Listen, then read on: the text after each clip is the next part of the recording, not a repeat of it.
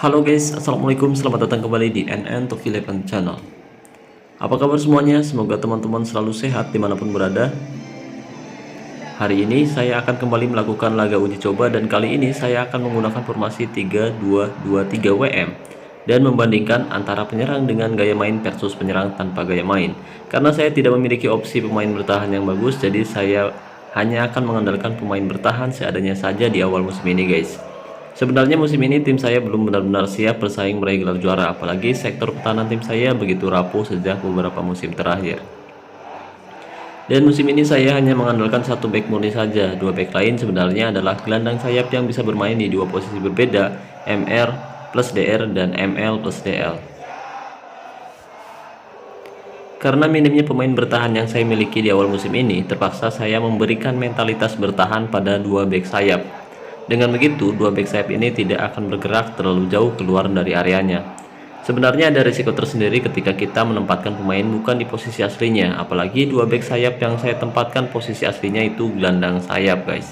Jadi atribut pertahanannya sangat rendah yang mengakibatkan posisi ini menjadi sangat rentan dilewati oleh winger lawan.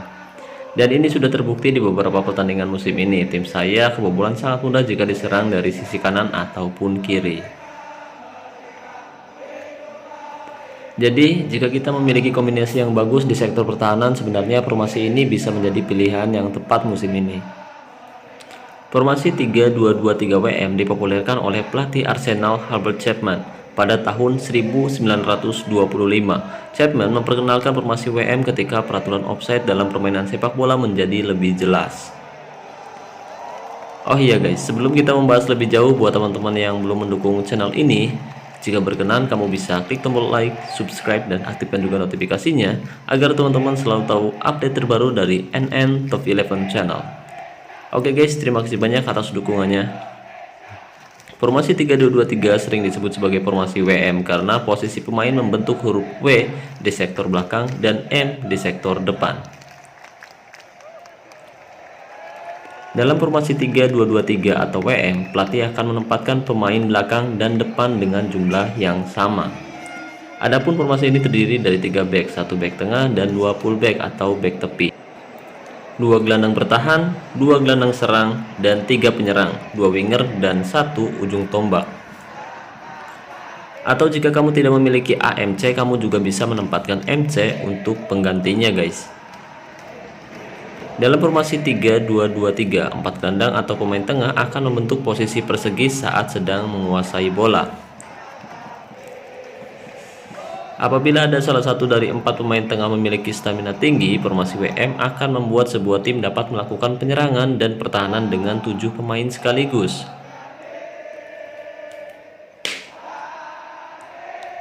Lalu untuk taktik dan strateginya sendiri, teman-teman bisa sesuaikan dengan gaya kepelatihan teman-teman agar teman-teman bisa menjadi diri sendiri ketika menangani tim yang teman-teman kelola saat ini.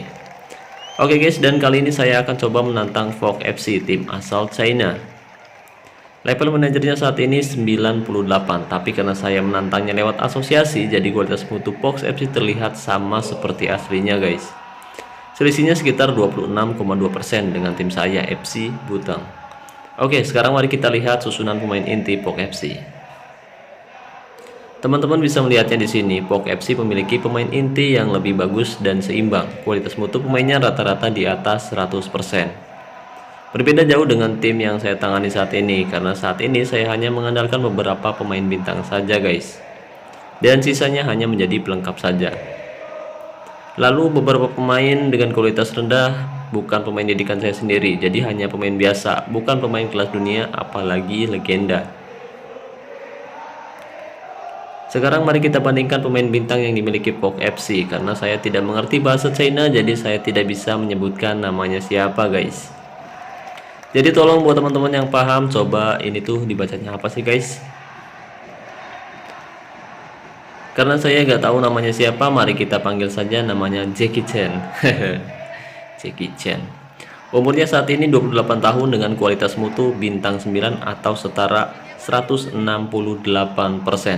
Dia bisa bermain di dua posisi berbeda, posisi aslinya striker, dan dia bisa bermain di posisi gelandang serang tengah dengan gaya main false nine. Dan dia memiliki 2 keahlian khusus, spesialis penendang bebas dan spesialis penendang pojok. dan kedua kakinya bagus untuk menendang. Jika kita perhatikan atributnya semi mutan karena atribut gelapnya masih ada beberapa yang tinggi guys. Dan level atribut penyerangnya saya rasa sudah level legenda, dimana level itu adalah level tertinggi yang ada saat ini guys. Gaya mainnya penyerang Pulse 9 level master, efeknya 4 kali lebih bagus dari pemain biasa guys. Statistiknya juga sangat bagus, total dia sudah mencetak ratusan gol selama dia membela POG FC sejauh ini guys.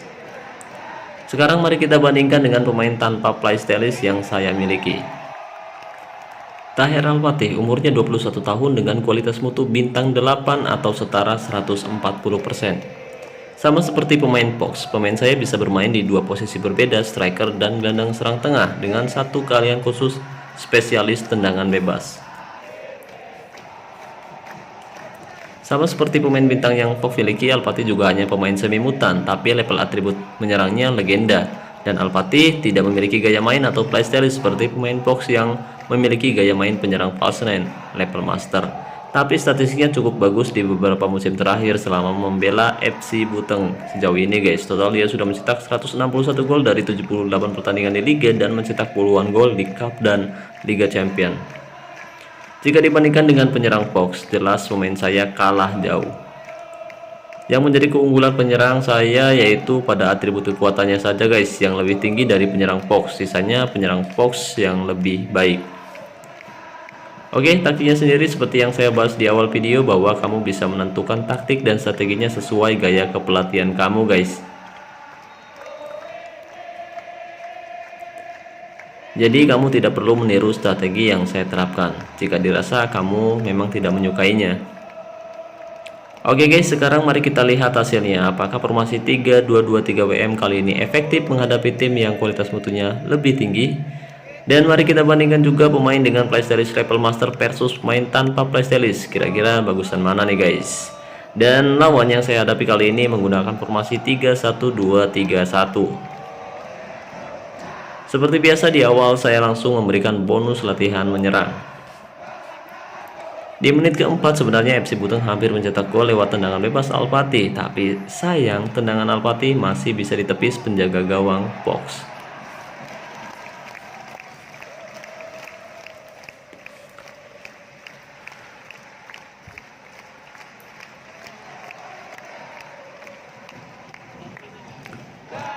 Di menit ke-10 justru Fox yang berhasil memanfaatkan peluang dengan baik setelah berhasil menggagalkan serangan FC Buteng.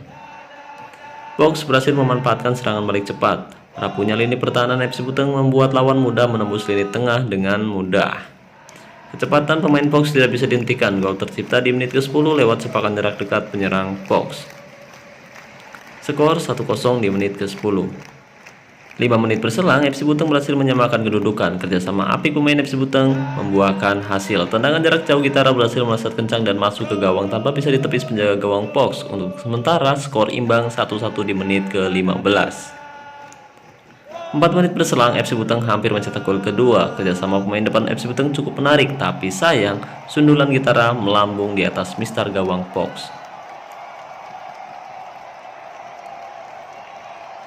Di menit ke-24 justru Fox yang berhasil mencetak gol keduanya dengan sangat mudah. Kerjasama pemain Fox menghancurkan pertahanan FC Buteng.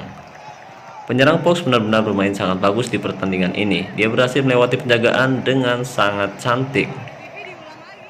Penyerang Fox berhasil melakukan tendangan keras terarah dan bola masuk ke gawang FC Buteng. Skor untuk sementara 2-1 untuk keunggulan Fox. Tidak tinggal diam, 4 menit berselang FC Buteng kembali melakukan serangan balasan. Kerjasama pemain bertahan dan penyerang FC Buteng membuahkan hasil. El Sami yang tahu Al-Fatih ada di garis depan pertahanan langsung mengirimkan umpan crossing dan diterima dengan cekatan. Al-Fatih yang memiliki kekuatan mumpuni berhasil melewati penjagaan dan mencetak gol dari jarak dekat. Dan skor menjadi 2-2 di menit 28. Fox yang mulai terancam terpaksa melakukan tackle keras terhadap pemain FC Buteng. Al-Fatih yang mengambil tendangan bebas berhasil menyelesaikan tugasnya dengan baik. Tendangannya sempat membentur tiang sebelah kanan dan masuk ke gawang Fox. Skor menjadi 3-2 di menit 31. Setelah kebobolan 3 gol, kedua tim melakukan jual beli serangan sampai menit-menit akhir pertandingan.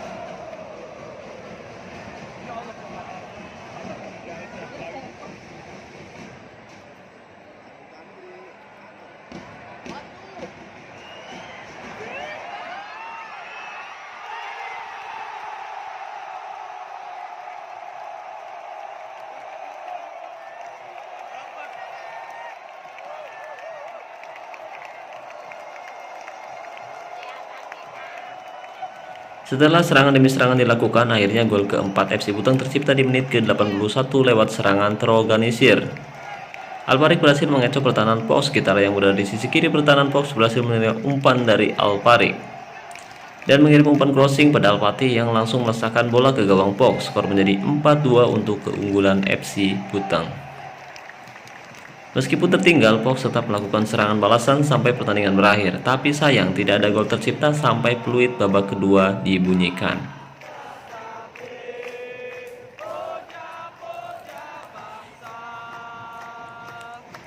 Dan FC Buteng berhasil mengalahkan perlawanan hebat dari POX. Skor akhir 4-2 untuk kemenangan FC Buteng. Si Jackie Chan sebenarnya bermain bagus dengan mencetak 2 gol di menit 10 dan di menit 24, tapi Alpati berhasil mencetak hat-trick untuk mengandaskan POX dengan skor 4-2. Jika dilihat dari persentase penguasaan bola, FC Buteng sedikit lebih unggul 56 berbanding 44% milik POX. FC Buteng juga lebih banyak melakukan percobaan tembakan, total 22 percobaan tembakan, 9 tepat sasaran dan 4 berbuah gol, berbanding 11 percobaan tembakan dari POX, 5 tepat sasaran dan hanya 2 berbuah gol. Jadi intinya formasi 3-2-2-3 masih cukup efektif dan pemain tanpa gaya main pun masih bisa bermain maksimal, asalkan kamu bisa melatih pemain tersebut sesuai atribut kuncinya agar efektif seperti pemain dengan gaya main. Oke guys, mungkin itu saja yang bisa saya bahas kali ini. Semoga pembahasan kali ini bermanfaat. Jika ada yang ingin ditanyakan seputar game Top 11, silahkan tinggalkan komentar di bawah video ini. Sekali lagi saya ucapkan terima kasih banyak buat teman-teman yang sudah menonton video ini sampai selesai. Dan terima kasih banyak juga buat teman-teman yang sudah mendukung saya sejauh ini. Terima kasih banyak atas doa dan dukungannya. Semoga musim ini teman-teman juara. Oke, cukup sekian. Sampai jumpa di kesempatan selanjutnya. Saya ucapkan wassalamualaikum warahmatullahi wabarakatuh. Salam olahraga, salam Top 11 Indonesia.